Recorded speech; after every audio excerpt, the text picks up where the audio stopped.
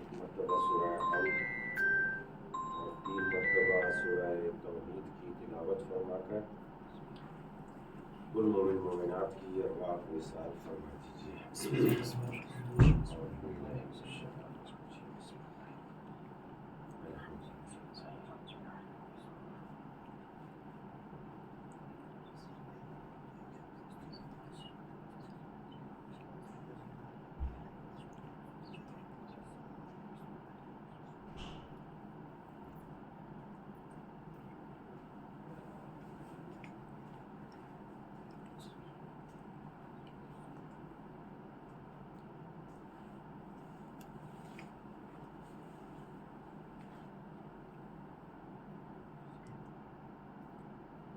أعوذ بالله من الشيطان الرجيم بسم الله الرحمن الرحيم الحمد لله رب العالمين والصلاة والسلام على أشرف الأنبياء والمرسلين وخاتم النبيين مولانا مقتدانا وهادينا وسيدنا أبي القاسم محمد اللهم صل على محمد وآل محمد وعلى أهل بيته الطيبين الطاهرين المعصومين الغر الميامين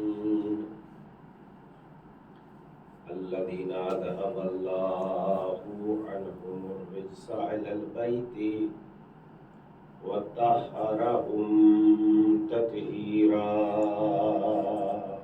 اللهم صل على محمد وآل محمد أما بعد فقد قال الله الحكيم في كتابه الكريم وهو أصدق الصادقين وقوله الحق بسم الله الرحمن الرحيم تلك حدود الله فلا تعتدوا من يتعد حدود الله فأولئك هم الظالمون صلى الله عليه وسلم اللهم صل على محمد وآل محمد یہ دن یہ ایام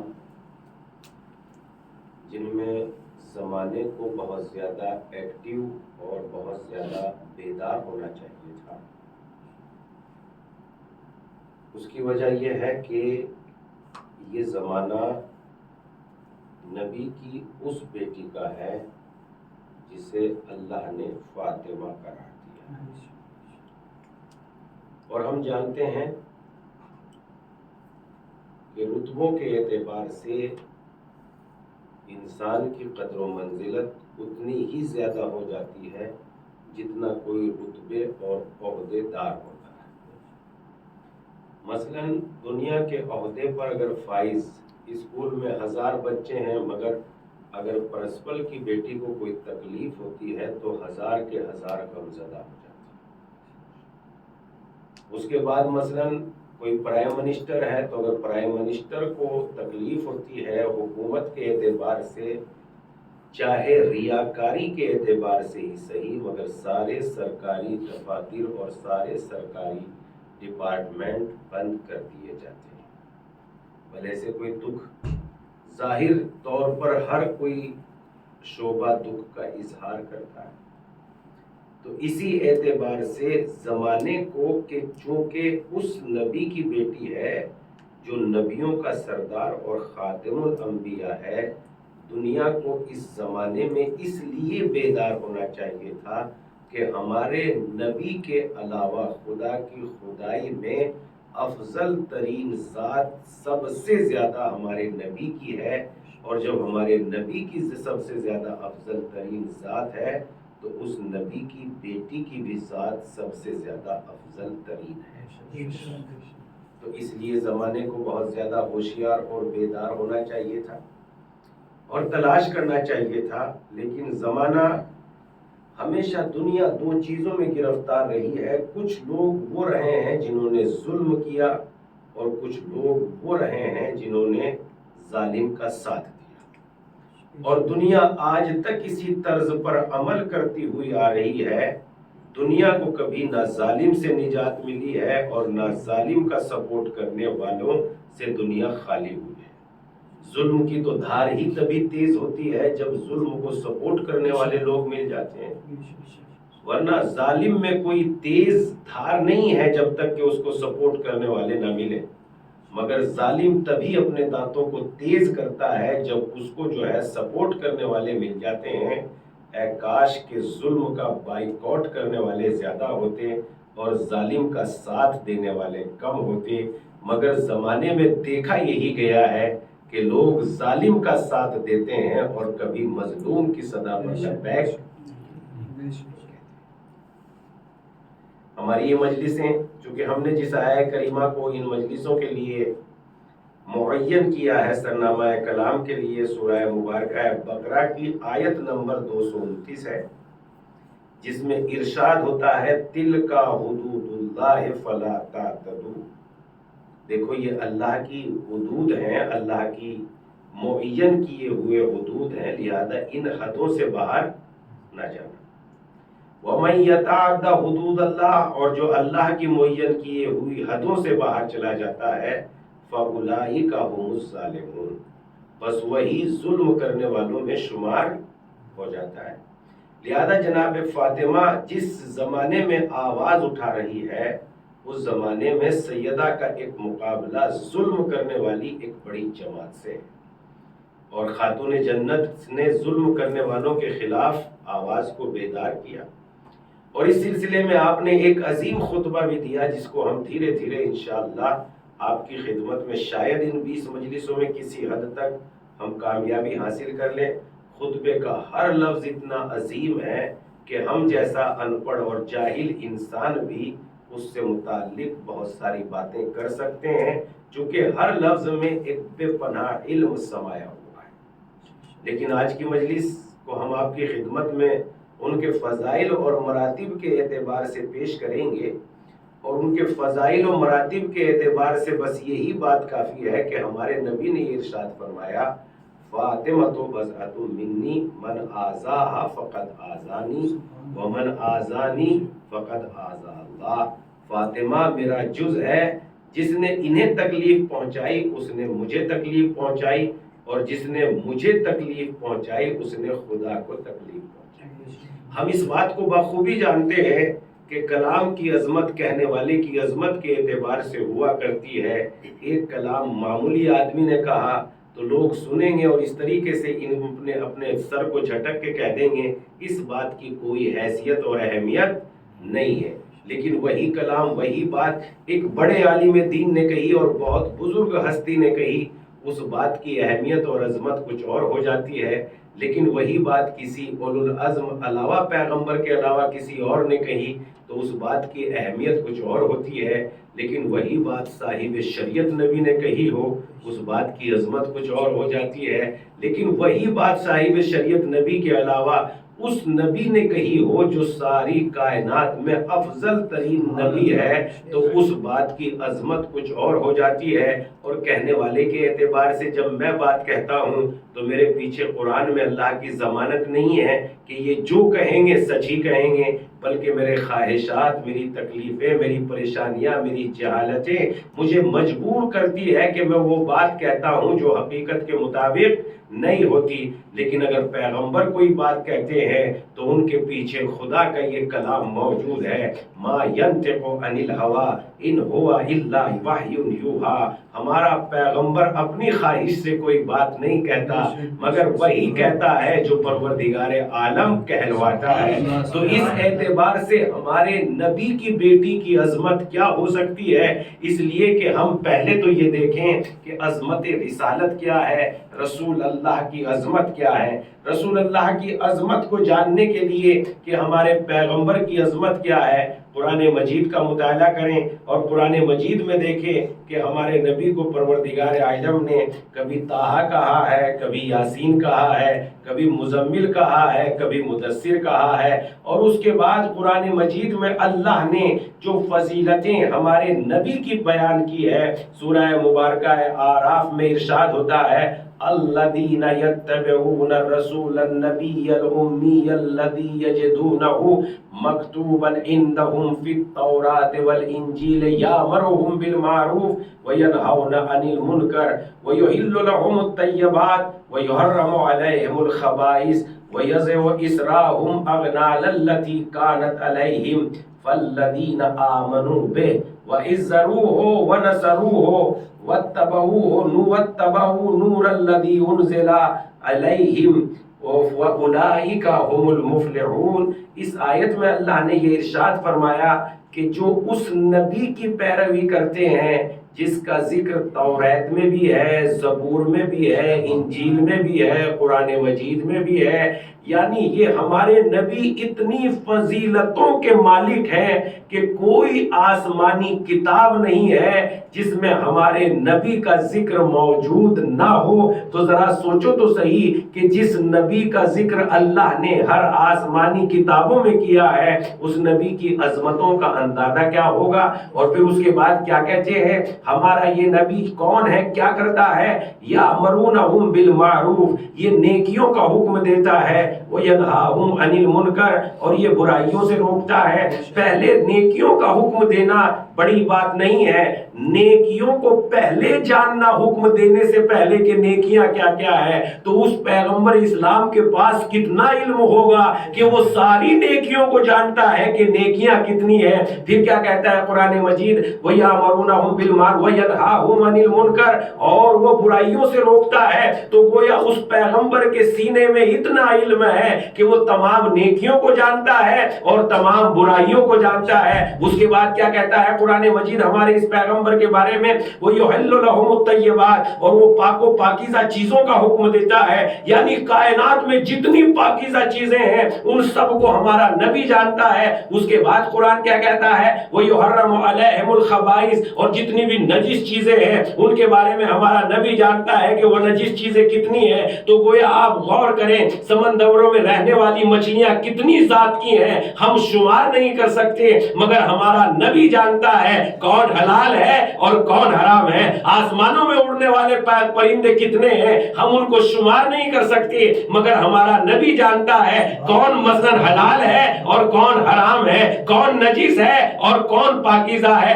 اتنا علم رکھنے والا پیغمبر اس کے بعد معاشرے سے زنجیروں کا بوجھ اٹھا لیتا ہے۔ قرآن مجید میں اللہ نے کہا جو ایسے نبی کی پیروی کرے گا، اور نبی کی پیروی ہی نہیں کرے گا بلکہ اس نور کی بھی پیروی کرے گا جس نور کو ہم نے اس نبی کے ساتھ نازل کیا ہے، بس وہی لوگ زندگانی دنیا میں کیا کامیاب ہے۔ اب معلوم ہوتا ہے پروردگارہ وہ کون سا نور ہے، کیا وہ نور قرآن ہے؟ کہا نہیں، ہم تو قرآن مجید کو نازل کر چکے ہیں، تو پھر پروردگارہ وہ کون سا نور ہے؟ کہا حدیث ہمارے پیغمبر کی اٹھا کے پڑھو، اول ما خلق اللہ نوری، اللہ نے سب سے پہلے میرے نور کو پیدا کیا، اس نور کے دو ٹکڑے کیے، ایک سے مجھے پیدا کیا اور ایک سے علی کو پیدا کیا، اور پھر ہمارے صدقے میں اس پوری کائنات کو بنایا، اور پھر خدا نے اعلان کیا اے محمد اگر علی کو پیدا کرنا نہ ہوتا تو میں تمہیں نہ پیدا کرتا، اور اے علی اگر فاطمہ کو پیدا کرنا نہ ہوتا تو میں تمہیں بھی خلق نہ کرتا۔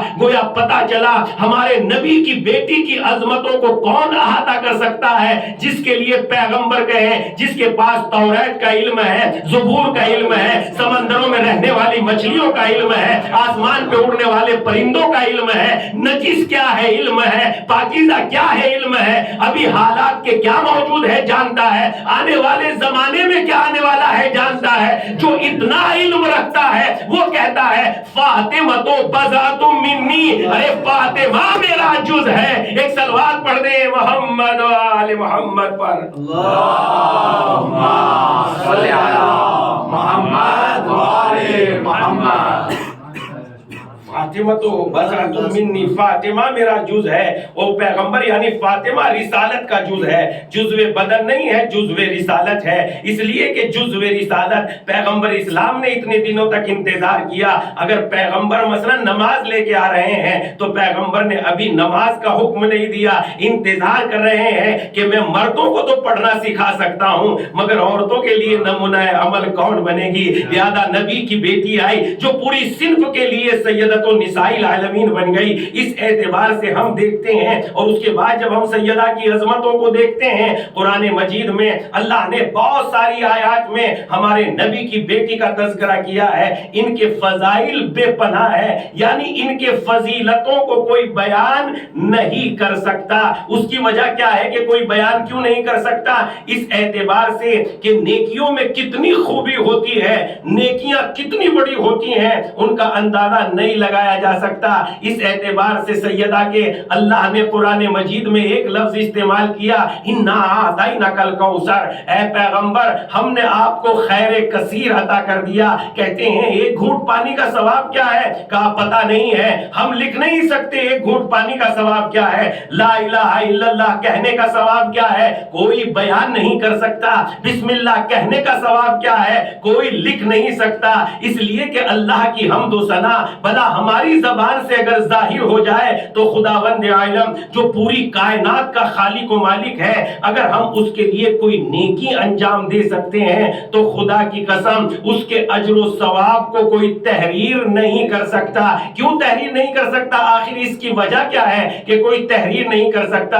اب ظاہر سی بات ہے، مثلا مثال کے طور پر ایک انسان کو ہم نے دیکھا، جنگلوں میں دیکھا، اس کے سارے رابطے بھی ٹوٹ گئے تھے، اس کے پاس خون بھی نہیں تھا، اس کے پاس پیسے بھی نہیں تھے. ہم اس جنگل میں گزرے، ہم نے اسے تکلیف سے نکالا، جو تھوڑا بہت ہمارے پاس کھانے پینے کو تھا وہ وہیں دیا، اور پھر اس کے کندھے پہ ہاتھ رکھ کے یا طاقت لگا کے ہم اسے اپنے گھر لے آئے. اس کی تیمارداری کرتے رہے، مرض سے نکل گیا، کھانا کھلاتے رہے. جب بالکل ٹھیک ہو گیا تو شہر کا بندہ تھا، شہر میں واپس جانے لگا. جب شہر میں واپس جانے لگا مجھے کہہ کے گیا، مولانا صاحب آپ نے بہت خدمت کی ہے، دیکھو میرا ایڈریس یہ ہے، آپ کبھی بھی میرے شہر آئیے گا تو ذرا ضرور میرے گھر تشریف لائیے گا، میں انشاءاللہ آپ کی خدمت کرنا چاہتا ہوں. اتفاق یہ ہوا کہ میں بھی چلا گیا شہر کی طرف، اور جب میں شہر کی طرف دیکھا تو میں نے دیکھا اس نے اپنے ماں کو بھی بتا رکھا تھا، اس نے اپنے باپ کو بھی بتا رکھا تھا. ہم تو مر ہی گئے ہوتے اگر وہ فلاں آدمی ہماری خدمت نہ کرتا. نہ ہمارا نام جانتا تھا،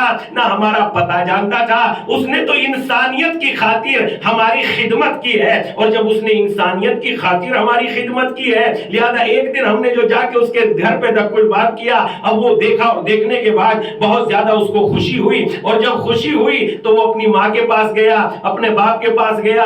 ماں میں جتنی طاقت و قدرت تھی، جتنا لذیذ کھانا بنا سکتی تھی اتنا لذیذ کھانا ہمیں بنا کے کھلایا. باپ میں جتنی طاقت تھی وہ ساری طاقت خرچ ہمارے اوپر کر دی، اور اس کے بعد شکریہ بھی کہہ رہے ہیں. ارے صاحب آپ کا شکریہ، آپ نے جو ہے بس پتا چلا جب ہم کسی بندے کی مجبور کی خدمت کرتے ہیں تو اس کے پاس جتنا اختیار ہوتا ہے وہ سارا ہماری خدمت کرنے میں صرف کر دیتا ہے. لیکن جب ہم اللہ کے لیے نیکی کرتے ہیں تو خدا تو مجبور نہیں ہے، بندہ تو مجبور ہے. لہذا اللہ کے لیے جب ہم نیکی کرتے ہیں تو خدا کے پاس کتنا اختیار ہے، نہ اس کی اختیار کا پتہ، نہ اس کی قدرتوں کا پتہ. ارے اس کی قدرت تو اتنی بے پناہ ہے. قرآن مجید میں ارشاد ہوتا ہے اگر کسی جنگل میں بارش برسنا بند ہو جائے اور تھوڑے دنوں تک بارش نہ برسے، وہ جنگل بالکل مردہ ہو جاتا ہے، سرسبز و شادابی اس پہ سے مر جاتی ہے. لیکن جیسے ہی بارش کے چند حیات بخش قطرے اس زمین پہ گر جاتے ہیں تو گویا زمین میں سے زندگی پھڑ پھڑا کے نکلتی ہے. تو پتا چلتا ہے جب ایک بارش کے قطرے سے اتنی نعمتیں پیدا کر سکتا ہے تو وہ عمل جن کے ذریعے سے بارشیں نازل ہوتی ہوں گی ان کو کون لکھ سکتا ہے، کون بیان کر سکتا ہے؟ ایک صلوات پڑھ دیں محمد و آل محمد پر. اللہم صلی علی محمد و آل محمد. بھلا انہیں کون بیان کر سکتا ہے، کون لکھ سکتا ہے؟ کوئی نیکی کی عظمت کو نہیں لکھ سکتا. کوئی نیکی کے کتنے فائدے ہیں، نیکی کا اللہ کی بارگاہ میں کیا اجرت ہے، کیا صلہ ہے، کوئی اس کو نہیں لکھ سکتا. کسی کے بھی ساتھ آپ نیکی کریں.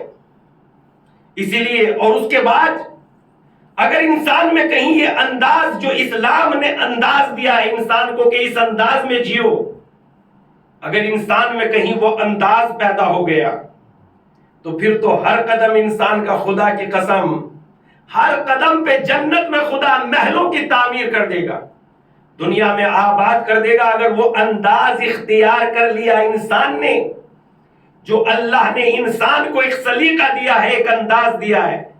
کہ وہ انداز کیا ہے حضور؟ وہ انداز یہ ہے کہ اسلام نے انسان کو یہ انداز دیا ہے کہ تم ہر کام تمہارا ہمارے لیے ہونا چاہیے.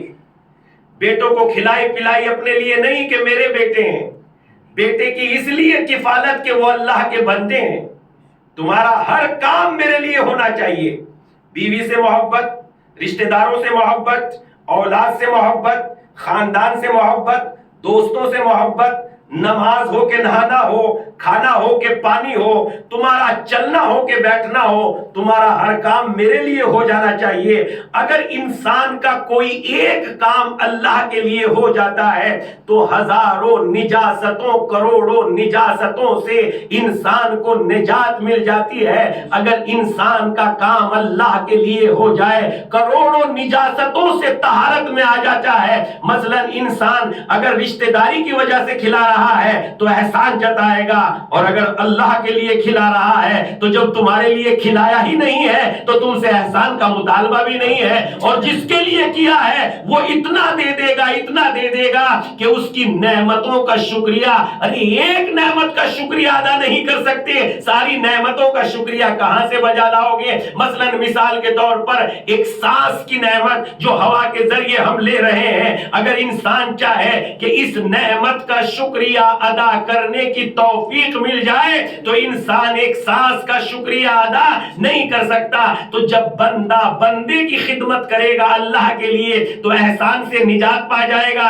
تکبر سے نجات پا جائے گا، غرور سے نجات پا جائے گا. جب انسان سوچے گا خواہشات کو پوری کرنے کے لیے تو انسان ناجائز راستے سے طہارت کے راستے کی طرف اپنی ضرورتوں کو پورا کرے گا. تو گویا اگر انسان میں یہ جذبہ پیدا ہو جائے کہ میرا ہر کام خدا کے لیے ہو تو انسان کروڑوں نجاستوں سے پاک ہو جائے گا. مثلا اگر انسان نماز اس لیے پڑھ رہا ہے لوگ مجھے نمازی شمار کر لے تو خدا کی قسم نماز بھی منہ پہ مار دی جائے گی. لیکن اگر انسان سجدہ اللہ کے لیے کر رہا ہے، اگر غلط بھی ہو گئی، کوتاہی بھی ہو گئی تو خدا اسے بھی قبول کر لے گا. وہ کوفے میں ایک آدمی نماز پڑھ رہا تھا، ایک جوان، جب جوان نماز پڑھ رہا تھا، نماز پڑھتے پڑھتے سجدے میں سر رکھا، امیر المومنین بھی بیٹھے ہوئے تھے. امام نے کہا ایسے نماز پڑھی جاتی ہے، ایک سجدہ کہیں تھا تو رکوع کہیں تھا، جلدی جلدی نماز پڑھ کے بھاگنا چاہتا ہے. امام نے کہا ایسے نماز پڑھی جاتی ہے. کہا مولا دوبارہ پڑھ لیتا ہوں. اب جو دوبارہ پڑھنا شروع کی تو بہت سکون کے ساتھ پڑھی. کہنے لگا مولا پہلے والی اچھی تھی کہ دوسرے والی اچھی تھی؟ مولا مسکرائے اور مسکرا کے کہنے لگے نماز تو پہلے ہی والی اچھی تھی. کہا مولا وجہ کیا ہے؟ کہا اس لیے وہ جیسی بھی تھی خدا کے لیے تھی اور یہ میرے کہنے پر تھی. میرے کہنے پر عبادت عبادت نہیں ہے، عبادت جیسی بھی ہو خدا کے لیے ہو.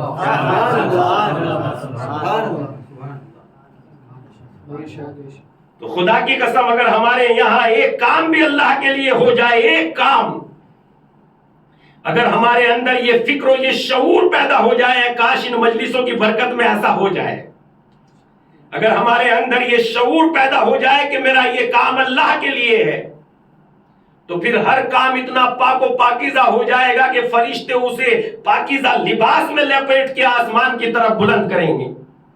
اگر ہم وضو کرتے ہیں نماز کے لیے اور قصد یہ ہو کہ یہ نماز خدا کے لیے ہے تو آپ جانتے ہیں جو ہمارے وضو کے قطرے زمین پہ ٹپک جاتے ہیں خداوند عالم ان کے ذریعے سے ملائکہ کو خلق کرتا ہے اور وہ قیامت تک اس وضو کرنے والے کے لیے استغفار کرتے رہتے ہیں.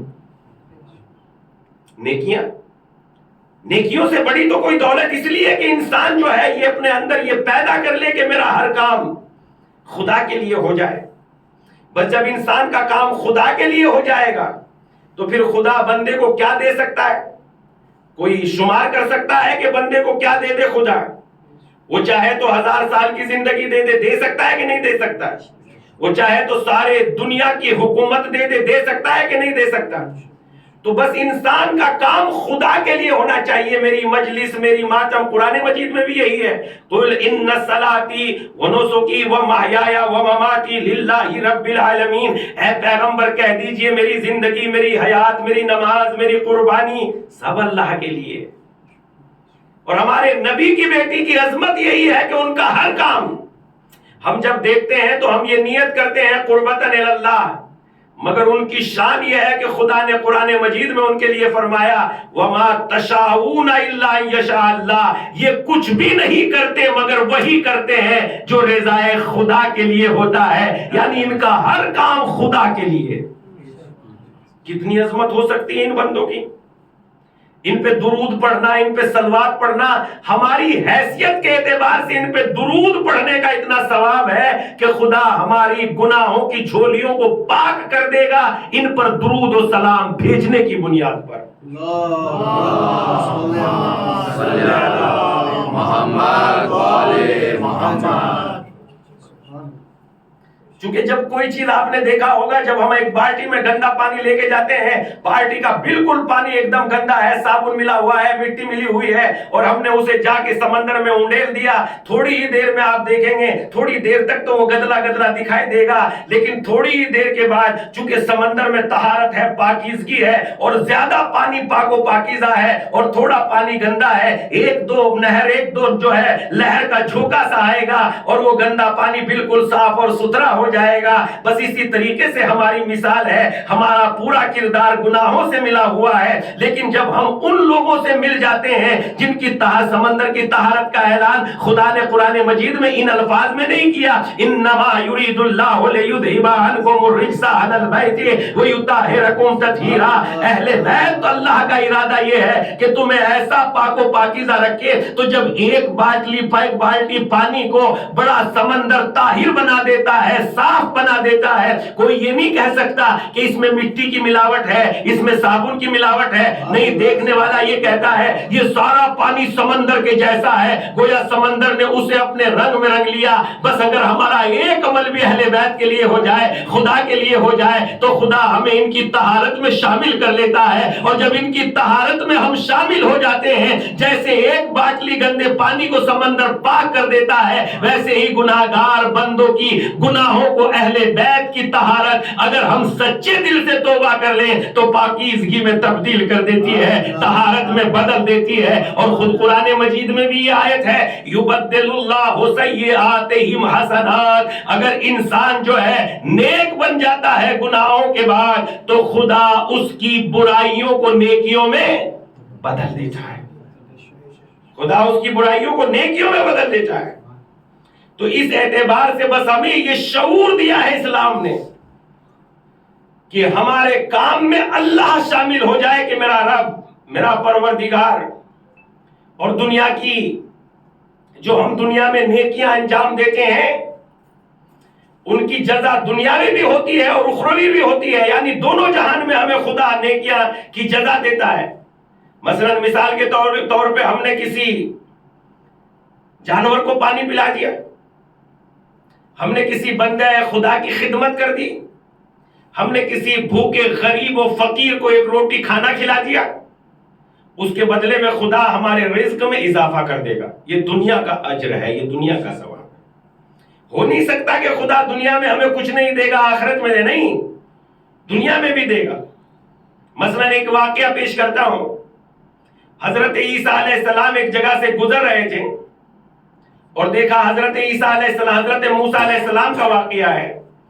ان پر وحی نازل ہوئی کہ وہ فلاں انسان سے کہہ دو کہ ہم نے ان کے سارے گناہوں کو معاف کر دیا. یہ خوشخبری میرے اس بندے کو سنا دو کہ ہم نے آج تک کے اس کے سارے گناہوں کو معاف کر دیا. اگر ڈاکٹر کسی کو کینسر ہو جائے اور ڈاکٹر یہ خوشخبری سنائے کہ بھائی تیرے اندر کینسر نہیں ہے، اگر کینسر تھا بھی تو تجھے شفا مل چکی ہے، انسان اتنا خوش ہو جائے گا کہ دنیا کی ساری نعمت ایک طرف اور صحت یابی ایک طرف. تو جس طریقے سے کینسر کا مرض بدن میں بے پناہ مہلک بیماری ہے، اسی طریقے سے گناہ بھی انسان کی زندگی میں بہت ہی خطرناک بیماری ہے۔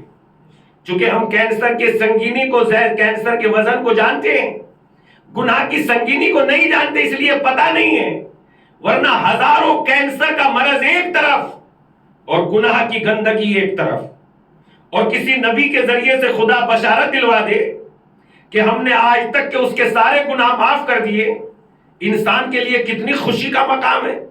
جیسے ڈاکٹر کسی مریض سے کہے اٹھو تم صحت یاب ہو، کوئی رپورٹ میں تمہاری گڑبڑ نہیں ہے، تو مریض کتنا ایک دم صحت یاب ہو جاتا ہے۔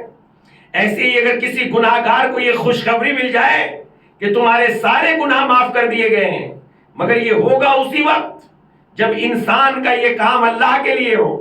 حضرت موسیٰ سے کہا جاؤ ہمارے بندے کو خوشخبری سنا دو۔ پروردگارہ کیسی خوشخبری، پورا واقعہ موجود ہے۔ ایک انسان گاؤں سے سویرے نکلا، بالکل صبح سویرے، اور دیکھا کہ اس نے جب وہ گاؤں میں پہنچا تو ایک کتا بالکل کنویں کے نزدیک آ کے اپنے پھڑپھڑا رہا تھا، مرنے کے نزدیک تھا۔ اس نے غور کیا آخر اسے ہو کیا گیا، یہ مرنے کیوں جا رہا ہے؟ لہذا اس کی عقل نے اسے بتایا اوہو یہ بیچارہ پیاسا ہے، اور جب یہ پیاسا ہے تو اس نے جو ہے پانی نکالنے کی کوشش کی، مگر ڈول نہیں تھا کنویں پر۔ اس نے اپنی چادر کو ایسے کر کے لمبا بنایا اور جوتے میں چادر کو باندھا، اور باندھ کے مثلاً ڈول کی طرح جوتے سے پانی نکالتا رہا، کتے کے منہ پہ ڈالتا رہا، کتے کے اندر تھوڑا تھوڑا پانی جاتا رہا، بہت دیر یہی عمل کرتا رہا۔ تھوڑی دیر کے بعد کتے پیاس سیراب ہو چکا تھا، اور کتے نے ایسے پھڑپڑایا اور اٹھ کے اپنی جگہ سے چلتا بنا۔ خداوند عالم کو یہ عمل اتنا پسند آیا کہ خداوند عالم نے حضرت موسیٰ پر وحی نازل کی، ہمارے اس بندے کو جا کے خوشخبری دے دو کہ ہم نے اس کے عمل کو قبول کر لیا۔ ایک مختصر سا عمل، اور اس کے بعد اگر اہل بیت علیہ السلام کا عمل جو اللہ ہی کے لیے ہے فقط، مثلا مثال کے طور پر اگر کوئی دنیا میں چھوٹا سا کام انجام دیتا ہے، کسی نے امام باڑہ بنوا دیا،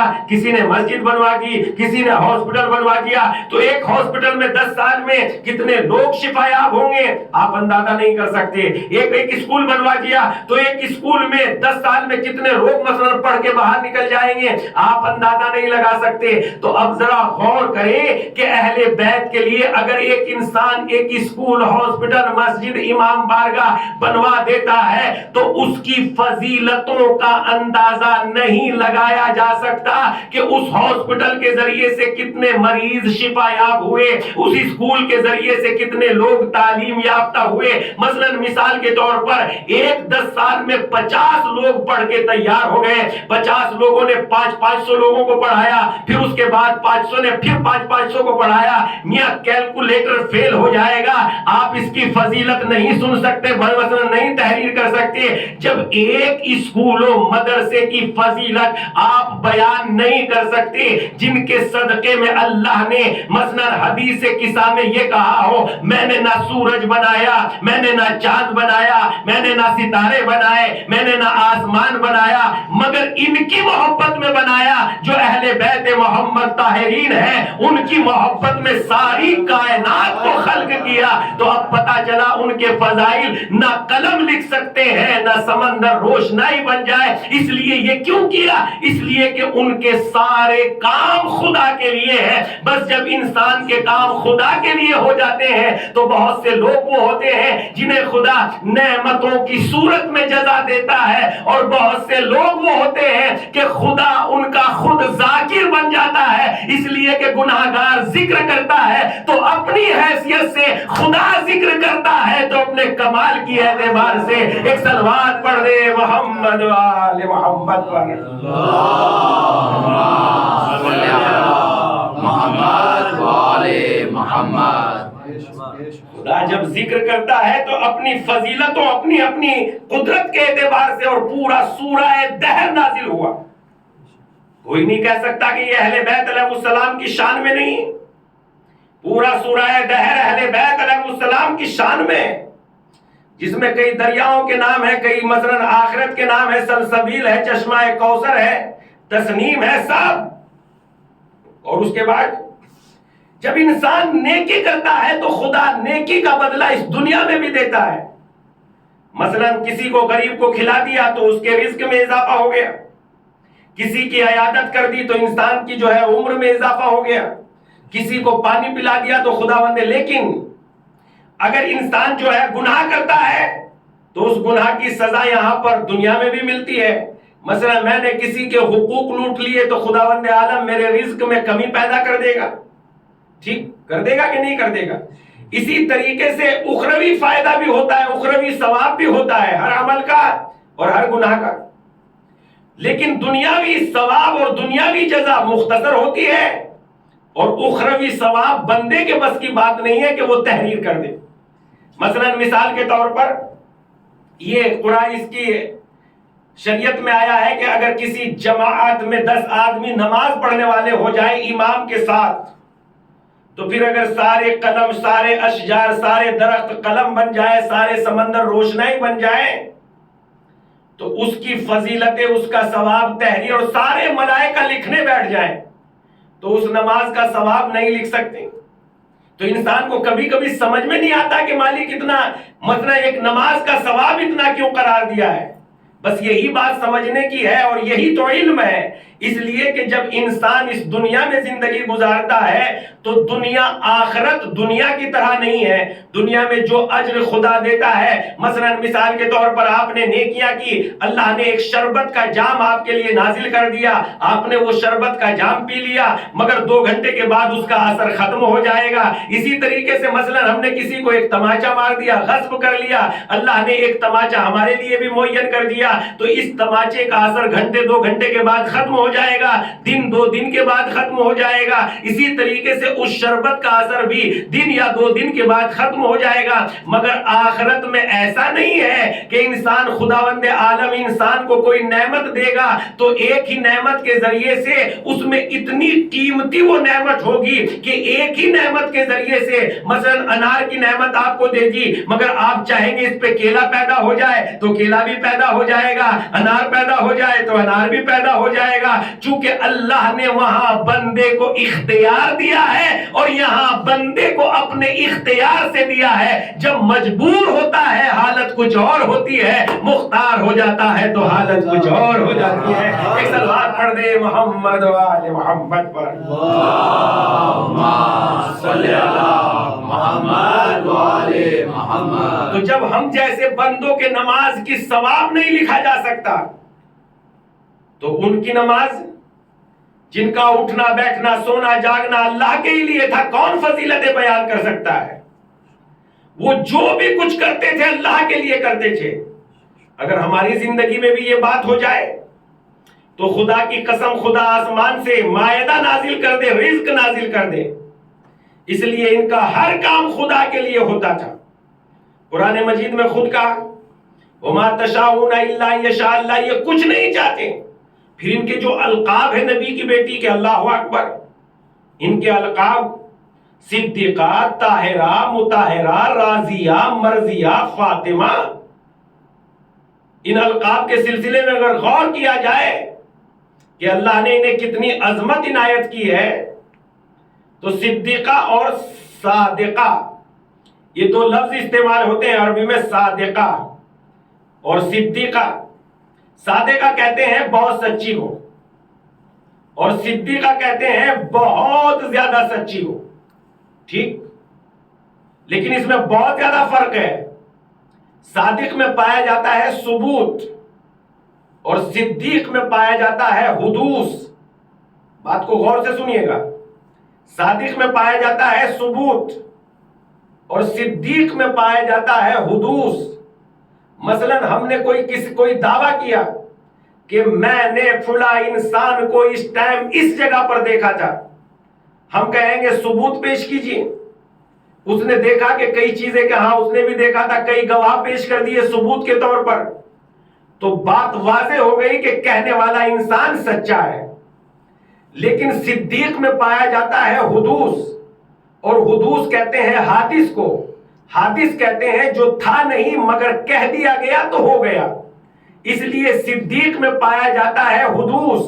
فاطمہ صدیقہ ہے، یعنی سچا وہ ہے جو ہوتا ہے وہ کہے تو سچا، اور صدیق وہ ہوتا ہے جو ابھی ہوا تو نہیں مگر کہہ دے گا تو ہو جائے گا، اسے کہتے ہیں صدیق۔ اسی لیے جناب نبی خدا نے اپنی بیٹی کو لقب دیا صدیقہ۔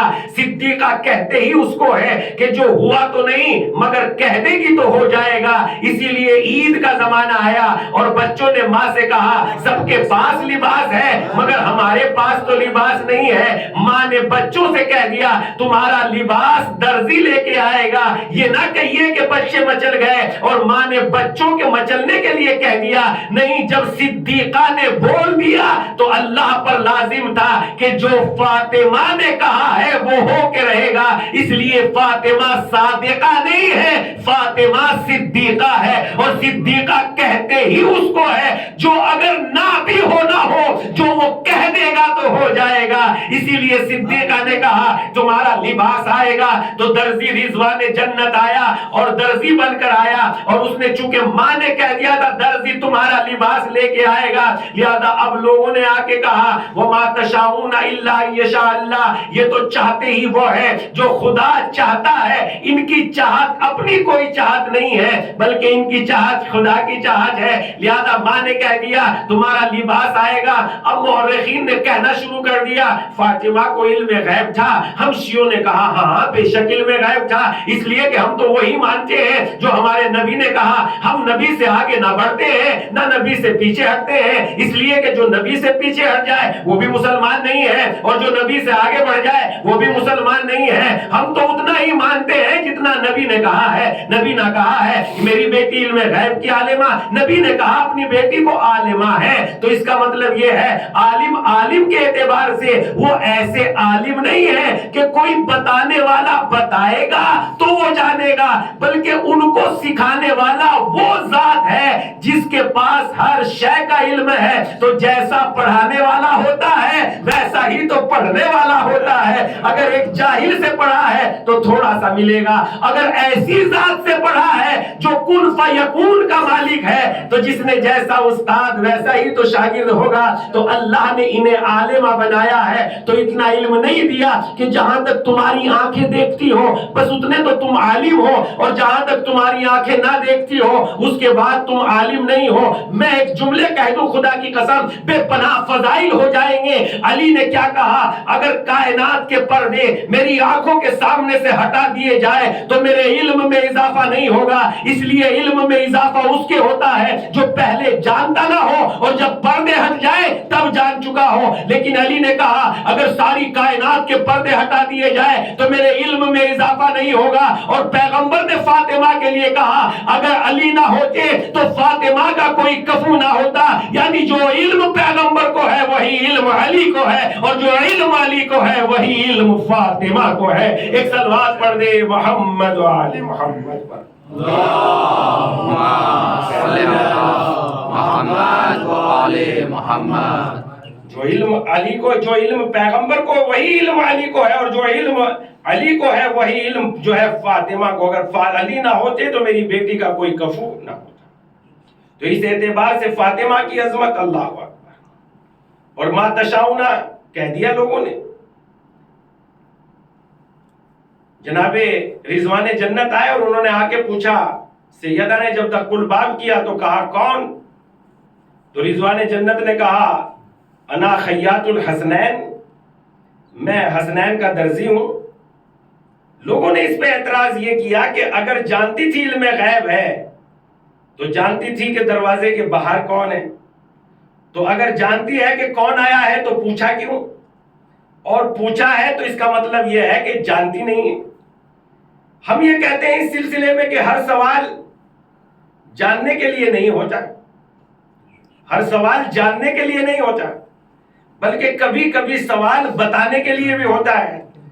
مثلا اگر نبی کی بیٹی یہ نہ پوچھتی کہ کون، تو انہیں تو خبر ہی تھی کہ کون آیا ہے، نہ مورخ لکھ سکتا تھا نہ ذاکر بیان کر سکتا تھا۔ نبی کی بیٹی نے پوچھ کے اپنے علم میں اضافہ نہیں کیا، بلکہ ہم جیسے جاہلوں کی جہالت سے پردہ ہٹا دیا ہے، اس لیے کہ اگر نہ پوچھتی تو پتہ کیسے چلتا کہ آنے والا کون آیا ہے، آنے والا کون آیا ہے۔ اور یقیناً سوال کبھی کبھی ہمیں تعلیم دینے کے لیے ہوتا ہے تاکہ ہم سمجھیں کہ کس طریقے سے کریں. مثلا ابھی میں نے آپ کی خدمت میں حدیث سنائی کہ امام علی نے فرمایا کہ اگر ساری کائنات کے پردے ہٹا دیے جائیں تو میرے علم و عمل میں، میرے علم میں اضافہ نہیں ہوگا. اور دوسری طرف اپنے بھائی عقیل سے کہہ رہے ہیں میرے لیے ایک بہادر خاندان کو تلاش کرو جس کی ایک بیٹی سے میں شادی کروں اور تاکہ ایک بہترین بہادر بیٹا پیدا ہو. تو جناب عقیل سے کیوں کہہ رہے ہیں؟ کیا علی نہیں جانتے تھے کہ عرب میں بہادر ترین خاندان کون ہے؟ علی تو جانتے تھے، مگر ہم جیسے جاہلوں کو یہ بات بتائی اگر اولاد میں نیک صفات چاہتے ہو تو ماں باپ نیک تلاش کرو، اس لیے کہ اگر ماں بہادر ہوگی تو بہادری بیٹے میں آئے گی. تو سوال اس لیے کیا جاتا ہے تاکہ ہم جان لیں. ایک بات تو یہ ہو گئی. دوسری بات اس سلسلے کی یہ ہے کہ جب ہم جان لیں تو تاکہ ہم سمجھ میں جان جائے کہ ہم جان لیں. اور دوسری بات اس سلسلے کی یہ ہے کہ ہر سوال جاننے کے لیے نہیں ہوتا، ہر سوال جاہلت کو دور کرنے کے لیے نہیں ہوتا، بلکہ کبھی کبھی سوال اور علم غیب کی دلیل یہ نہیں ہے کہ سوال نہ کیا جائے. خداوند عالم نے قرآن مجید میں جناب موسیٰ صلوات اللہ علیہ سے سوال کیا، اے موسیٰ تمہارے ہاتھ میں کیا ہے؟ تلک الیمینوں کا یا موسیٰ، اے موسیٰ تمہارے ہاتھ میں کیا ہے؟ جناب موسیٰ کہنے لگے پروردگارا یہ ایک لاٹھی ہے، اس سے میں ڈنڈے سے پتے جھاڑتا ہوں، اپنی بکریوں کو چارہ چراتا ہوں. تو اب تو مان جائیے اپنی بات پہ، اب تو نہ اٹل رہیے. کیا خداوند عالم بھی جناب موسیٰ سے اس لیے جان رہا ہے کہ خدا نہیں جانتا تھا؟ نہیں، بات واضح ہو گئی. سوال اس لیے نہیں ہوتا کہ خدا نہیں جانتا، بلکہ اس لیے ہوتا ہے کہ خدا کی نگاہ کے دائرے میں ہر چیز خدا کی نگاہ کے دائرے میں ہے. تو اب پتا چلا علم غیب کا مطلب سوال کرنا نہیں ہے، بلکہ علم غیب کا مطلب ہے خیر سوال کر لیا. کون آیا؟ کہا میں انا خیاط الحسنین، میں تو حسنین کا درزی ہوں. اے مالک جنت، اے رضوان جنت، تم جو ہے یہ کیوں نہیں کہتے کہ میں جو ہے رضوان جنت ہوں؟ رضوان جنت نے کہا اگر میں یہ کہہ دوں تو رتبے بڑھیں گے نہیں. تم نے دیکھا نہیں کبھی بھی اکڑنے میں رتبے نہیں ملتے، سر جھکانے میں رتبے مل جاتے ہیں. میں اگر رضوان جنت ہوں تو کیا ہوا؟ جن کے دروازے پہ آیا ہوں وہ تو مالک جنت ہے. اکڑ جاؤں گا تو بالوں پر جل جائیں گے، اور اگر سر جھکاؤں گا تو رتبوں میں اضافہ ہو جائے گا. ایک صلوات پڑھ دے محمد وآل محمد پر. اللہم صلی علی محمد وآل محمد. تو نبی کی بیٹی کا ہر کام اللہ کے لیے ہوتا تھا، اور جب ہر کام اللہ کے لیے ہو تو ان کی عظمتوں کا کیا، اس کام کی عظمت کا کیا کہنا جو کام اللہ کے لیے ہو. اور اسی لیے نبی کے کام اللہ کے لیے، مگر آج امت میں وہ شگاف، آج امت میں وہ خلا، آج امت میں وہ دشواری، آج امت میں وہ بے دینی ایسی پیدا ہوئی ہے کہ اگر انسان غور کریں، نبی کے بعد ہمارے نبی کی اکلوتی بیٹی 75 دن یا 90 دن اس دنیا میں زندہ رہی ہیں، اور 18 سال کی عمر میں مصلی عبادت پہ بیٹھ کر اپنے لیے دعا کرتی تھی پروردگارا اب یہ دنیا رہنے کے لائق نہیں ہے، مجھے میرے بابا سے جلد از جلد ملاقات کا شرف بخش دے. ذرا غور کرے وہ خاتون جس کی عمر ابھی کل 18 سال کی ہو، اور 18 سال کی عمر میں جس کے چھوٹے چھوٹے بچے ہوتے ہیں، وہ ماں جب موت کا تصور بھی کرتی ہے اور اپنے چھوٹے چھوٹے بچوں کا منہ دیکھتی ہے تو چھوٹے چھوٹے بچوں کی وجہ سے وہ ماں تڑپ جاتی ہے اور تڑپ کے کہتی ہے پروردگارا میرے بعد میرے بچوں کا کیا ہوگا؟ میرے مالک ابھی مجھے زندگی چاہیے، اس لیے کہ میرے معصوم سے بچے ہیں، میرے دو چھوٹے چھوٹے بچے ہیں. مگر اللہ اکبر، ارے جناب فاطمہ پر ان 75 یا 90 دن میں کیسی مصیبت گزر گئی کہ نبی کی بیٹی جو امت کے لیے تو بد دعا نہیں کر سکتی مگر اپنے لیے تو دعا کر سکتی ہے. اے مالک میں اتنی تھک گئی ہوں، مجھ پہ اتنے مصائب پڑ گئے اس دنیا میں. نبی کی بیٹی کا مرثیہ جانتے ہو کیا تھا؟ نبی کی بیٹی کا مرثیہ یہ تھا صبت علیہ مصائب لو انہا، اے بابا مجھ پر مصیبتیں اتنی پڑ گئی، اگر دنوں پہ پڑ جاتی تو مثل سیاہ رات کے کالے ہو جاتے۔ اے بابا جناب فاطمہ تنہا رہ گئی۔ اور پھر ایک تشبیہ اور دیتی ہے، بابا سیدہ ایسے اکیلی رہ گئی جیسے وہ قمری جب شاخ پہ بیٹھتی ہے تو کوئی اس کا پرسان حال نہیں ہوتا۔ اے بابا اسی طریقے سے تمہاری لاڈلی بیٹی جناب فاطمہ رہ گئی۔ اور جناب سیدہ جب موت کی تمنا کرنے لگی، اس لیے کہ ہم جانتے ہیں نبی جب آخری وقت میں تھے، مرتبہ نبی نے کہا میرا وقت قریب آ گیا، تو نبی کی بیٹی گریہ کرنے لگی۔ مرتبہ عائشہ نے پوچھا، اے نبی کی بیٹی، جب نبی کا آخری وقت تھا، ایک مرتبہ ہم نے تمہیں دیکھا کہ آپ گریہ کر رہی ہیں، مگر فوراً ہم نے تمہیں دیکھا کہ آپ مسکرا رہی ہے، آخر معاملہ کیا ہے؟ کہ وہ وقت یہ تھا جب میرے بابا نے کہا کہ میں ان قریب دنیا سے وفات پا جاؤں گا، تو میرا دل مغموم ہو گیا، میں رونے لگی۔ لیکن جیسے ہی میرے بابا نے کہا اے میری بیٹی فاطمہ، ارے تم سب سے پہلے مجھ سے ملاقات کرو گی، میرا دل خوش ہو گیا۔ ذرا دیکھو تو صحیح، اس 18 سال کی عمر میں نبی کی بیٹی کی تمنا یہ ہے خدایا موت دے دے، اور اس نبی کی بیٹی کے ساتھ ان ظالموں نے کیسا سلوک کیا خدا کی قسم بیان نہیں کیا جا سکتا۔ اس لیے کہ نبی کی بیٹی، ارے لوگوں نے اس دروازے پر آگ جمع کر دی جس دروازے پہ آگے پیغمبر کہتے تھے الصلاۃ الصلاۃ السلام علیکہ یا اہل البیت النبوہ، اے نبوت کے اہل بیت تم پر رسول اللہ کا سلام ہے۔ اور اسی دروازے پہ آگے میں یہ جملہ تو نہیں کہنا چاہتا مگر کہہ دیتا ہوں، اگر آپ کے درمیان میں میرے منہ پہ ایک تماچا لگ جائے تو شاید زندگی میں اس لیے مر جاؤں گا کہ ان لوگوں کے درمیان تماچا لگ گیا جو میرے پیچھے نماز پڑھتے تھے، ارے میری مجلسیں سنتے تھے، لیکن فاطمہ کے دروازے پر آگ لکڑیاں جمع کی گئی۔ اے بابا، ارے یہ وہی تو دروازہ ہے جس پہ آ کے رسول اللہ سلام کرتے تھے۔ اور اسی دروازے میں جب یہ آگ لکڑیاں جمع کر رہے تھے، اس وقت سیدہ کی آواز بلند ہوئی، تم کیا اس دروازے کو آگ لگا دو گے جس میں نبی کے چھوٹے چھوٹے نواسے حسن و حسین رہتے ہیں؟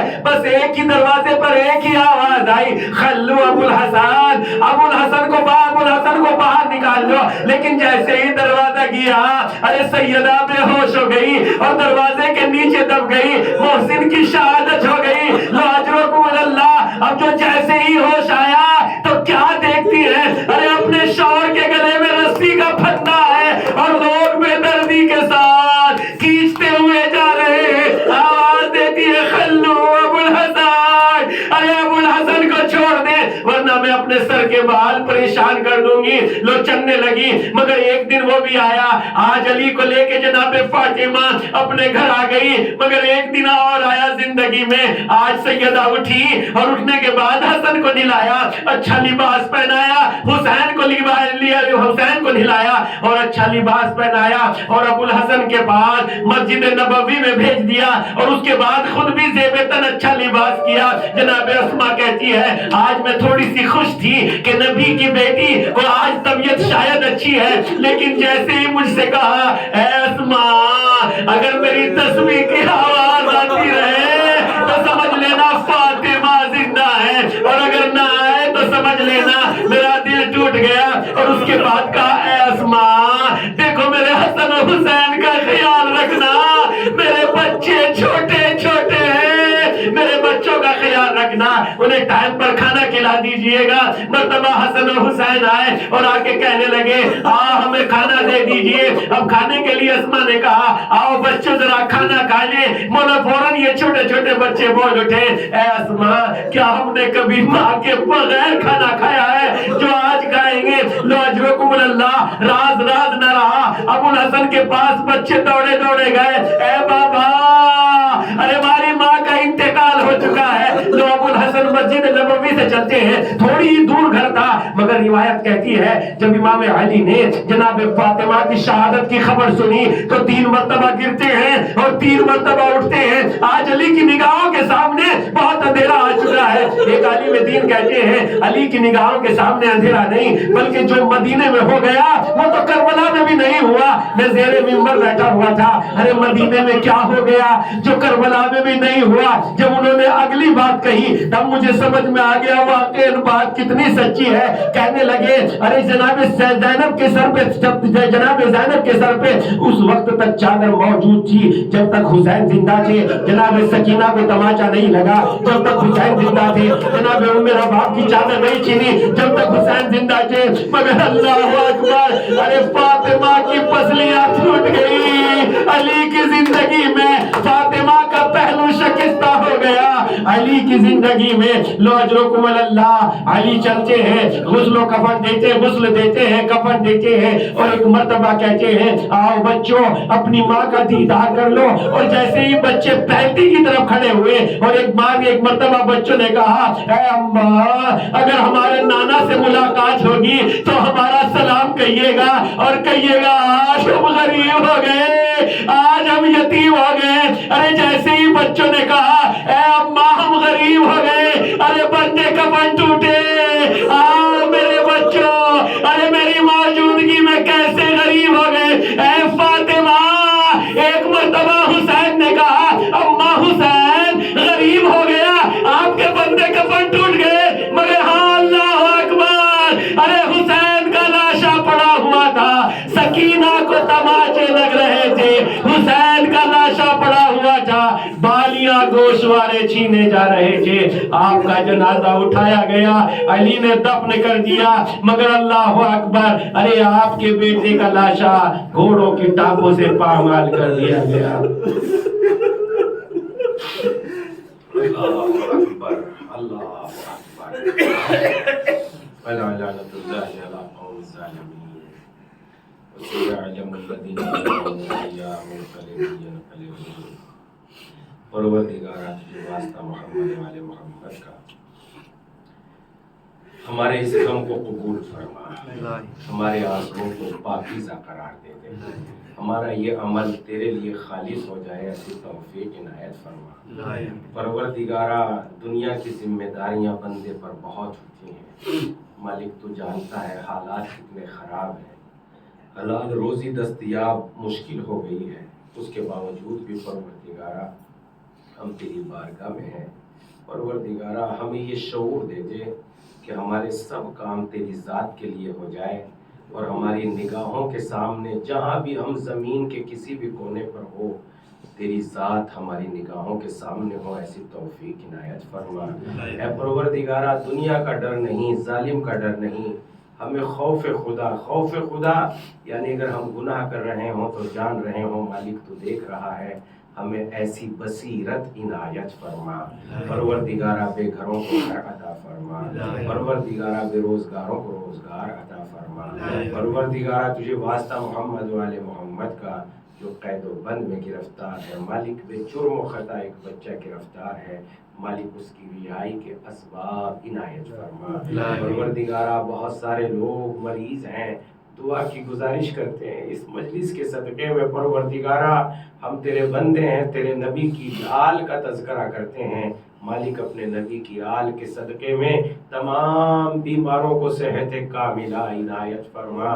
پروردگارا منتقم خون حسین, منتقم جناب فاطمہ زہرا کے ظہور میں تعجیل فرما, ہمیں ان کے اعوان و انصار میں شمار فرما. ربنا تقبل منا انک انت السمیع العلیم. آپ حضرات سے گزارش ہے ایک مرتبہ سورہ حمد اور 3 مرتبہ سورہ توحید کی تلاوت فرما کر کل مومن مومنات کی ارواح کو ایصال فرما دیجیے. بسم اللہ الرحمن الرحیم.